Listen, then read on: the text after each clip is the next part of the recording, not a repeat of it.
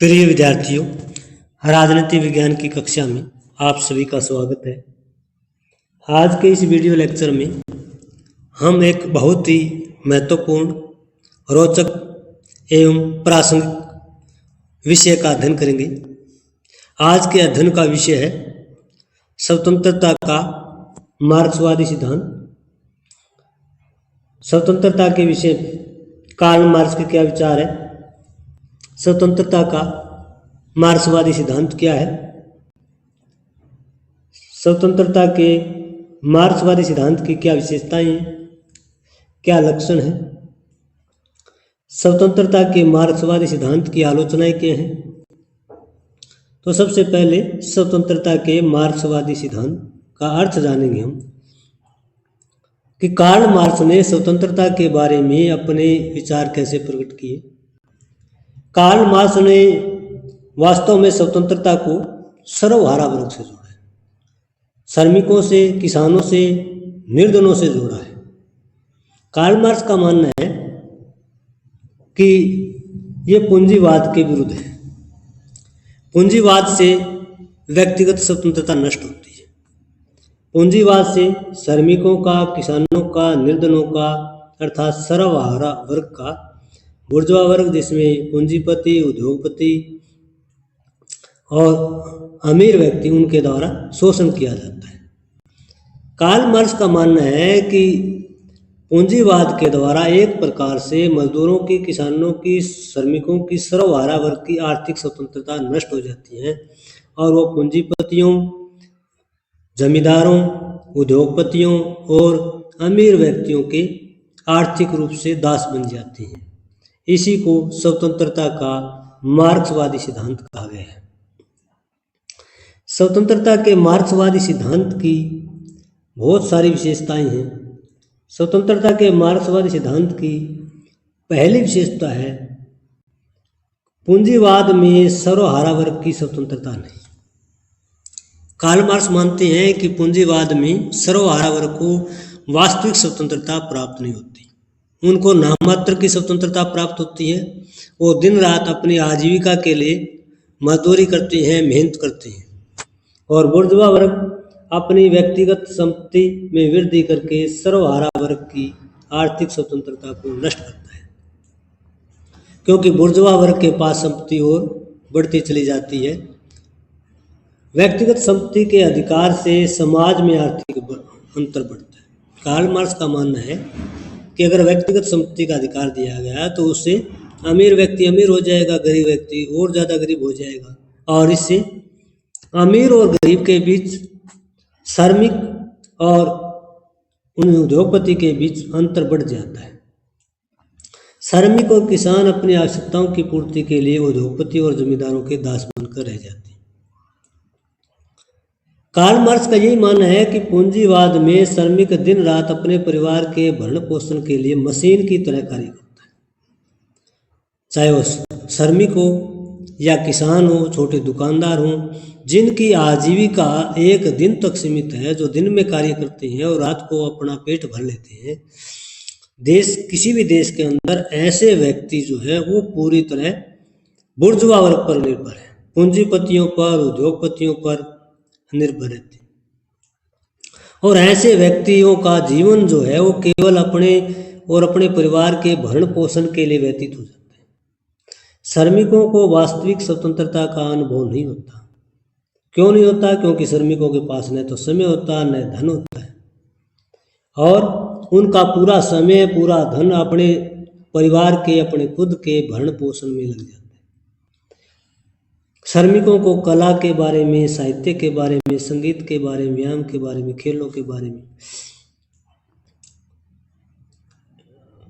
आनंद लेने के लिए किसी प्रकार का समय नहीं होता, ना ही धन होता। इसलिए कार्ल मार्क्स कहता है कि पूंजीवाद में श्रमिकों की आर्थिक और वास्तविक स्वतंत्रता पूरी तरह से नष्ट हो जाती है, उनको जो है नाममात्र की स्वतंत्रता प्राप्त होती है। कार्ल मार्क्स का यही मानना है कि पूंजीपति और उद्योगपतियों का लक्ष्य हमेशा अधिक उत्पादन और अधिक से अधिक लाभ प्राप्त करना है। पूंजीपति और उद्योगपति का मुख्य लक्ष्य आर्थिक लक्ष्य रहता है, और अधिकांश समय वो अपने आर्थिक लक्ष्य की पूर्ति के लिए रणनीति बनाते हैं, उसके लिए मैनेजमेंट तैयार करते हैं, उसी में उनका समय लग जाता है। पूंजीपतियों उद्योगपतियों के पास भी जो है अपनी जो सोशल ड्यूटीज है, समाज में रह करके सामाजिक कर्तव्यों को जो पूरा करने का साहस होना चाहिए, पूरा कर्तव्य करने की जो इच्छा शक्ति होनी चाहिए, वो धन की लालसा में पूरी तरह से नष्ट हो जाती है और इसलिए पूंजीपति उद्योगपति भी संपत्ति के दास बन जाते हैं और वो वास्तविक स्वतंत्रता का आनंद नहीं ले पाते। कार्ल मार्क्स का यही मानना है कि बुर्जुआ वर्ग का नियंत्रण एवं श्रमिक वर्ग को जीवन के सभी क्षेत्रों में स्वतंत्रता प्राप्त करने के लिए श्रमिक वर्ग की तानाशाही आवश्यक है। कार्ल मार्क्स का मानना है कि बुर्जुआ वर्ग पर जब तक नियंत्रण नहीं किया जाएगा तब तक पूंजीवाद बढ़ता रहेगा। श्रमिकों का, किसानों का और जो दैनिक कार्य करके अपने शारीरिक जो आजीविका की आवश्यकता की पूर्ति करते हैं, ऐसे लोगों का इसी तरह से शोषण होता रहेगा। इसलिए बुर्जुआ वर्ग पर नियंत्रण करना जरूरी है। बुर्जुआ वर्ग का देश की अर्थव्यवस्था पर, देश की राज व्यवस्था पर पूरा नियंत्रण होता है और श्रमिक वर्ग के पास जो है कोई कैपेसिटी नहीं होती, किसी प्रकार की शारीरिक और आर्थिक शक्ति नहीं होती। इसलिए कार्ल मार्क्स कहते हैं कि सर्वहारा वर्ग को क्रांति करने की आवश्यकता है। श्रमिक तानाशाही की आवश्यकता पर बल देता है। जब श्रमिकों की तानाशाही होगी तब बुर्जुआ वर्ग अपने जो अतिरिक्त पूंजी है या जिस तरह से वो सर्वहारा वर्ग का शोषण करता है उस प्रवृत्ति को त्याग देगा और इससे जो है वर्ग विहीन और राज्य विहीन समाज की स्थापना होगी और सभी लोगों को स्वतंत्रता प्राप्त होगी। तो कार्ल मार्क्स ने एक प्रकार से श्रमिक वर्ग की तानाशाही के द्वारा देश के अंदर जो है वास्तविक स्वतंत्रता का आह्वान किया है। कार्ल मार्क्स का यही मानना है कि राजनीतिक स्वतंत्रता की तुलना में आर्थिक स्वतंत्रता का ज्यादा महत्व।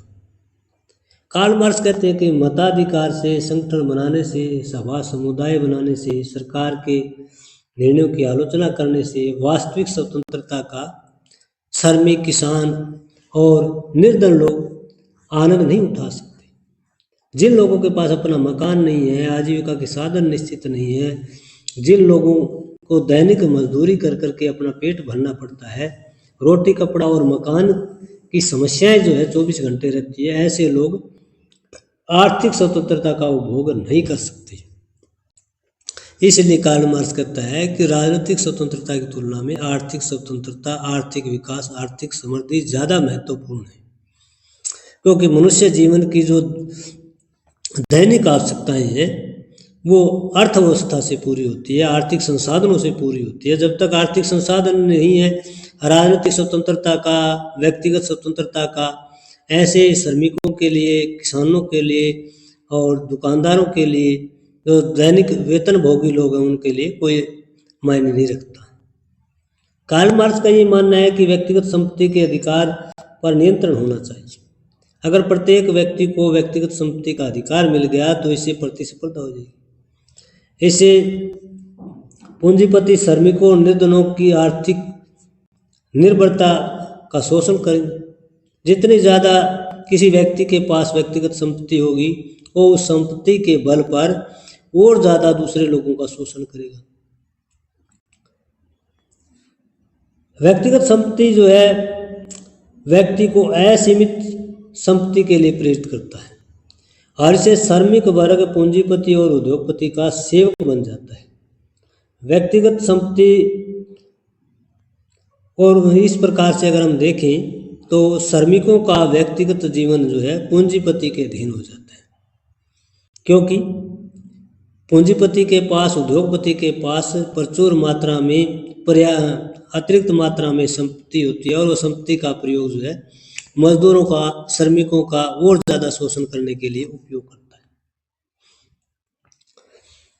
कार्ल मार्क्स का यही मानना है कि वर्ग विहीन और राज्य विहीन समाज में ही पूर्ण स्वतंत्रता संभव है, वास्तविक स्वतंत्रता संभव है।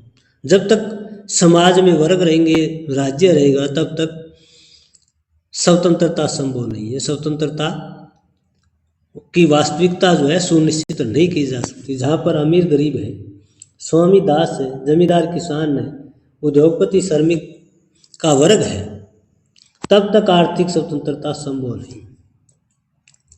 इसे सर्वहारा वर्ग बुर्जुआ वर्ग का दास और सेवक बनकर रह जाता है। वर्ग विहीन और राज्य विहीन समाज में ही वर्ग और राज्य की निरंकुशता नष्ट होगी। जहाँ वर्ग है वहाँ वर्ग का निरंकुशता है, जहाँ राज्य है वहाँ राज्य की निरंकुशता है। अब जब समाज राज्य विहीन और वर्ग विहीन होगा तो राज्य और वर्ग की निरंकुशता पूरी तरह से समाप्त हो जाएगी और प्रत्येक व्यक्ति पूर्ण स्वतंत्रता का लाभ उठा सकता है। इसीलिए कार्ल मार्क्स कहता है कि क्लासलेस और स्टेटलेस सोसाइटी होनी चाहिए, तभी व्यक्ति की व्यक्तिगत, राजनीतिक, आर्थिक, सामाजिक और राष्ट्रीय स्वतंत्रता उसके लिए फलीभूत हो सकती है, लाभदायक हो सकती है। बहुत सारे विचारक मानते हैं कि कार्ल मार्क्स के विचार जो है समय अनुकूल नहीं। कार्ल मार्क्स के विचार पूरी तरह से प्रासंगिक नहीं, व्यवहार में ऐसे जो सिद्धांतों को लागू नहीं किया जा सकता। आलोचक मानते हैं कि व्यक्तिगत संपत्ति के अधिकार के अभाव में आर्थिक प्रतिस्पर्धा नहीं रहती, जिससे देश का आर्थिक विकास अवरुद्ध हो जाता है। अगर आम नागरिकों को व्यक्तिगत संपत्ति का अधिकार नहीं दिया गया तो इससे लोगों को प्रेरणा नहीं मिलेगी, लोग आर्थिक विकास नहीं करेंगे, प्रतिस्पर्धा नहीं होगी और लोगों का भी विकास रुकेगा, लोग आलसी हो जाएंगे और देश का भी विकास अवरुद्ध हो जाएगा। तो ऐसी जो आर्थिक स्वतंत्रता है वो आलोचना के योग्य है। कार्ल मार्क्स के विचारों की इस तरह से भी आलोचना करते हैं आलोचक कि बुर्जुआ वर्ग मेहनत के बल पर पूंजी और उद्योग में वृद्धि करता है। अब कार्ल मार्क्स ये मानता है कि बुर्जुआ वर्ग के पास सारे अधिकार हैं, आर्थिक संपन्नता है जिसके बल पर वो आर्थिक स्वतंत्रता को नष्ट करता है लोगों की। लेकिन आलोचक मानते हैं कि बुर्जुआ वर्ग के पास जितनी पूंजी है, बड़े बड़े उद्योग है, आर्थिक संपन्नता है, वो अपनी मेहनत के बल पर है। श्रमिकों ने मेहनत नहीं की। श्रमिक वर्ग के पास योग्यता, क्षमता व तकनीकी ज्ञान का अभाव होता है, उनके अंदर वो साहस नहीं होता, उनके अंदर वो मैनेजमेंट नहीं हो, रणनीति नहीं है, इसलिए उनकी आय सीमित है। इसलिए कार्ल मार्क्स को लगता है कि ऐसे लोगों की आर्थिक स्वतंत्रता का उपभोग बुर्जुआ वर्ग कर रहा है। वास्तव में बुर्जुआ वर्ग अपनी मेहनत के बल पर, अपने साहस के बल पर, रिस्क के बल पर जो है इतना बड़ा जो इंडस्ट्री खड़ी करता है। कार्ल मार्क्स के स्वतंत्रता सिद्धांत की आलोचना करते हुए आलोचक कहते हैं कि श्रमिक वर्ग की तानाशाही से बुर्जुआ वर्ग की स्वतंत्रता नष्ट होगी, जिससे समाज में संघर्ष होगा। अब कार्ल मार्क्स मानते हैं कि श्रमिक वर्ग की तानाशाही होनी चाहिए, जिससे देश में वर्ग समाप्त होंगे। लेकिन वास्तव में क्या होगा कि बुर्जुआ वर्ग फिर संघर्ष करेगा और समाज में संघर्ष रहेगा, इससे दोनों की स्वतंत्रता नष्ट हो सकती है। आलोचक यही मानते हैं कि राजनीतिक स्वतंत्रता के बगैर आर्थिक स्वतंत्रता हमेशा अधूरी रहती है। कार्ल मार्क्स कहता है कि राजनीतिक स्वतंत्रता की तुलना में आर्थिक स्वतंत्रता महत्वपूर्ण है, लेकिन व्यवहार में देखा जाए तो राजनीतिक स्वतंत्रता पहले जरूरी है। जब राजनीतिक स्वतंत्रता है ही नहीं तो आर्थिक स्वतंत्रता कोई उसकी प्रासंगिकता लंबे समय तक जारी नहीं रह सकती। आलोचक ये मानते हैं कि आर्थिक स्वतंत्रता के लिए श्रमिक अपने मताधिकार का प्रयोग करके आदर्श सरकार का निर्माण कर सकते हैं। श्रमिकों को वोट का अधिकार है, किसानों को वोट का अधिकार है, दैनिक वेतन भोगियों को वोट का अधिकार है और वोट के अधिकार के बल पर वो एक अच्छी आदर्श सरकार को चुन सकते हैं, जिससे उनकी आर्थिक समस्याओं का समाधान हो सकता है, उनकी आर्थिक स्वायत्तता, आर्थिक स्वतंत्रता, आर्थिक विकास और हो सकता है। आलोचक यही मानते हैं कि वर्ग विहीन और राज्य विहीन समाज में स्वतंत्रता केवल एक कल्पना है, क्योंकि आज तक कार्ल मार्क्स का ये सपना साकार नहीं हुआ। जर्मनी में कार्ल मार्क्स पैदा हुए थे, रसिया के अंदर कम्युनिज्म है, क्यूबा के अंदर कम्युनिज्म है, चाइना के अंदर कम्युनिज्म है, लेकिन इन तीनों देशों को वर्ग विहीन और राज्य विहीन समाज नहीं कह सकते। वहां पर वर्ग भी है और राज्य भी है।